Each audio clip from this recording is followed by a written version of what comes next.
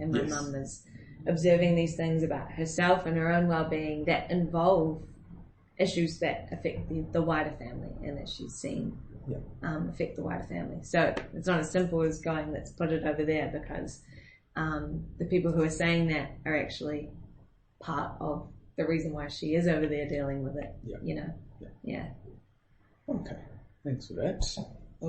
I hope that makes sense. No, it does. It does. It's so complicated. Yeah. No mental health stories are that's simple. True. That's true.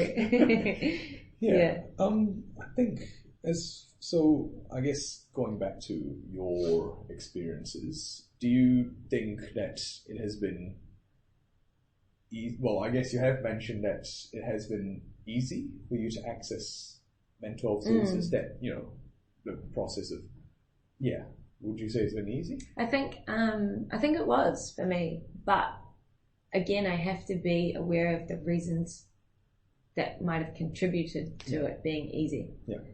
For example, the fact that I was a student and there's a student service that's specifically dedicated to the student population, and that I lived like a block away from it. Yeah. I guess the other thing was also the fact that I knew exactly what I thought I needed, and also was very good at articulating my feelings, and probably that's a lot to do with my mum, I guess, because she always encouraged that in us, knowing that it's not like that all the time, and the bad side of that. Then also, what's the other thing? And then also the thing that I mentioned at the start, which is that what I needed was a counsellor. I didn't need a psychiatrist. I didn't need a, a psychologist. It was kind of, on the scale of things, a very low level intervention that I was looking for. Right. And so I think that that's generally going to lead to an easier experience of finding help. Compared to something a little bit more intense. So it was more like somebody to, talk things through and to try and work out, I guess you were mentioning those cognitive processes and actually work through trying to, redirect them. Exactly. Yeah. Okay, yeah. And, so do you think that it would be similar, I guess, because you mentioned that your mum has accessed them, other services as well. Do you think it would be easy do you think they found it easy to be able to access those mental health services? I wonder. I think because I definitely know that there was a longer wait time for her and my stepdad as a couple. Because they didn't have like a student service, they were dealing with private practice professionals. Right. So it was a matter of weeks that they were waiting for. I think on that front it wasn't easy, but we kind of accept that that's the way that it is, unfortunately, for this system.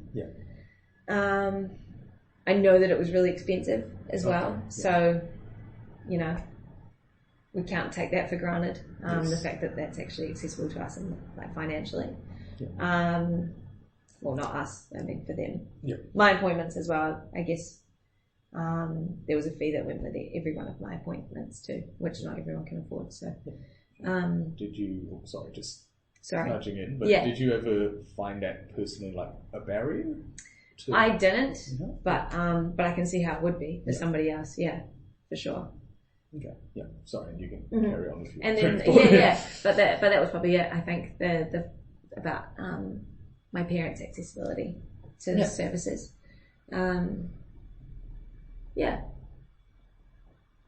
That's all I know about how they accessed it. Okay. Thank you. I guess then, overall, in terms of the experiences you've had with the mental health system, both your own personal ones and the ones you know about, I guess, through your family and through friends and that, what would you say overall is your impression of, mental health services, both generally in New Zealand and specifically for Chinese or you know, I guess other kind of. Yeah. I think generally in New Zealand, I would probably rehash the point I made about the level of help that was required and the fact that it's like some kind of like a paradox of urgency. You know what I mean? Yes. Yeah. That's literally how you could put it. Yeah, a paradox of urgency. Yeah. Which is that the more urgent it gets in terms of the help required, the less urgent the system seems to reflect. The harder it is to actually find what you need. Yeah, there's less urgency on the systems. Well, I mean, it's not exactly urgency, but that's the way that it's perceived by a patient, for example. Yes. So yeah, I'd have to rehash that because that's a huge downfall of our system. But having said that, I think that is reflective of the fact that people are wanting to access help, which is a positive thing, and they know that it's there, which is a positive thing. Yes. It's just for the system to respond in the correct way, and keep evolving with that culture of people wanting to access help and being able to provide that help. Okay. I think I can't take away the fact that I had positive experience of the mental health system. And being able to experience that firsthand, I guess, it has informed. I guess it's helped me to understand how valuable it is as a system. Mm-hmm. Being aware of the fact, remaining aware of the fact that, like I said, my intervention was pretty low level compared to some other people's help that they need, and if that's what they can do for me, then imagine what they can do for someone who's like really down and out and requiring a really long-term intervention or far more in-depth intervention than I did. Okay. Because it was only brief for me. For Chinese in particular, I wonder about, and this is just me like spitballing. Yeah, that's fine. Like due to the fact that, when I was talking about these sounding boards and like the fact that we can turn like these intergenerational trends like into memes and like have a laugh about it, like ironically. Yes. It kind of does speak to a larger issue for me, which is that, well, if this is such a problem, I think, I don't know, this is a huge like historical viewpoint here. Yeah. Is that if like we're talking about, a lot of people are talking about like Māori mental health services or Māori health services, where the worldview is very much about the whānau and having a whole big wrap around like community approach. It kind of makes me wonder, how would Chinese benefit from having kind of family orientated services so that we don't keep running into these intergenerational like differences of how to talk about these things. And I have no idea how anyone would attack that. But in an ideal world. In an ideal world, exactly. Having some sort of like space or some sort of tools that were accessible to help families talk about these things a bit more, I think would have a lot of relevance to a lot of people based on the fact that, we can have a laugh about it all the time because everyone knows what we're talking about. Yes. Yeah, I don't know.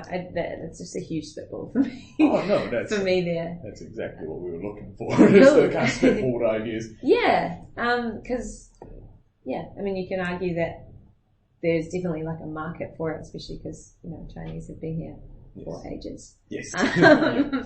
And they're a huge part of our population. So, I wonder how many Chinese people and families actually would really benefit from mental health services if they saw themselves in those services a bit more.